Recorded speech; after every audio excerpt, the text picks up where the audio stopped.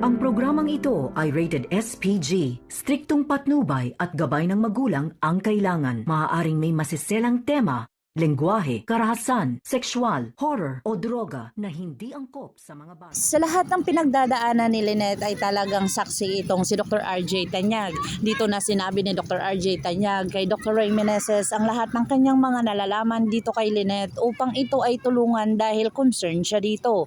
Pero pinagsabihan at binalaan niya itong si Dr. RJ Tanyag na wag nang lumapit dito kay Lynette dahil alam na niya na may asawa ito at ito ay magdudulot na naman ng kasamaan dito sa kanilang pagsasama na si Dr. Carlos Benitez at saka si Lynette ay talagang mag-aaway dito dahil sa pag nakita at lumapit itong si Dr. RJ Tanyag sa kanya ay talagang magdudulot ito ng sama ng loob dito sa dalawa. Dito na nga ay prosigido na si Giselle na talagang kunin ang loob ng kanyang anak kahit na alam niya na matigas pa ito sa bato at talagang hindi niya gugustuhin na mapalayo pa dito ang kanyang anak sa kanya.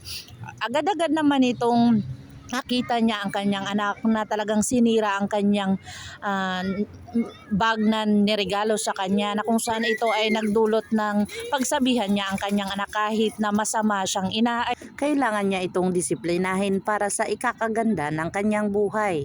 Dito na nga porsigido itong si Eric at saka si Justina sirain ang buhay ni Giselle paunti-unti at sisimulan niya dito sa Apex Medical Center na sisirain at pabagsakin ito. Pinag-iinitan talaga ni Dr. Carlos Benitez itong si Annalyn pero ito ay magtatagumpay si Annalyn sa kanyang mga binibigay na task dito ni Dr. Carlos Benitez dahil nag-coordinate na sa kanya itong si Pokwang dahil sa mga ginagawa ni Pokwang ay talagang nagdulot ito ng pagkagalit o talagang nagalit itong si Dr. Carlos Benitez sa kanya.